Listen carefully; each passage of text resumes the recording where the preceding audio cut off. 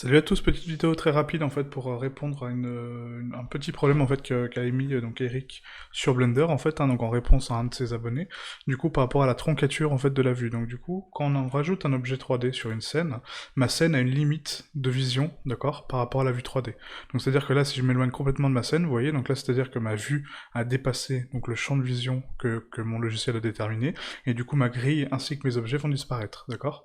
Donc ce problème là en fait il vient uniquement d'ici, d'accord, donc du paramètre de troncature, qui en fait donc impose à Blender, d'accord, donc une vision maximale en termes de taille et une vision minimale, d'accord. Donc là si on l'augmente, donc cette vision-là, supposons que je mette donc 10 000 mètres, d'accord, donc 10 km, là je peux m'éloigner, vous voyez, et que du coup ma grille ne va pas disparaître comme avant. Donc après si je dépasse cette taille-là, bien sûr elle va redisparaître.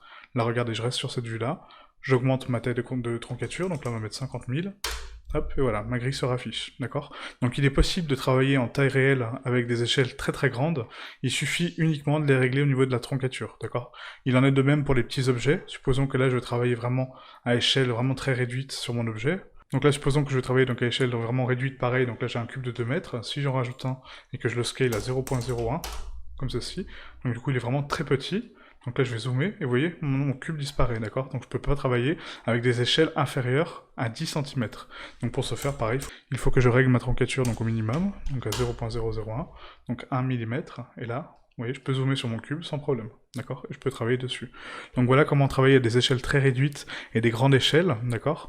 Du coup, voilà, ça permet d'avoir donc les paramètres des troncatures. En sachant qu'après, même si je veux travailler donc sur des objets beaucoup plus longs, il faut réduire également la troncature de fin, d'accord. Donc en fait, ce paramètre-là, il faut l'adapter par rapport à votre scène.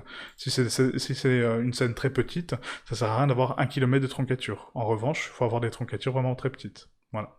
Et après, donc le paramètre là s'applique donc à la vue 3D, d'accord. Donc il faudra le changer normalement sur chacun des panneaux, d'accord, parce que la vue est différente à chaque fois, hein. Vous voyez qu'ici, sur mon espace de modélisation, ma troncature est complètement différente que ma scène globale, d'accord. Donc du coup, bien le régler sur chacun des onglets. Et pareil sur la caméra. Donc là, si je rajoute une caméra, donc là, je passe en vue caméra, je m'éloigne de mon objet, pareil comme tout à l'heure. Et là, on voit que ma vue est limitée à 1 km également.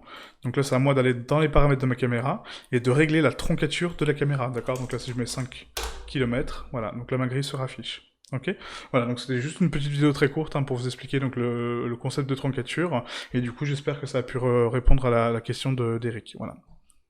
Merci à tous et à bientôt. Ciao ciao.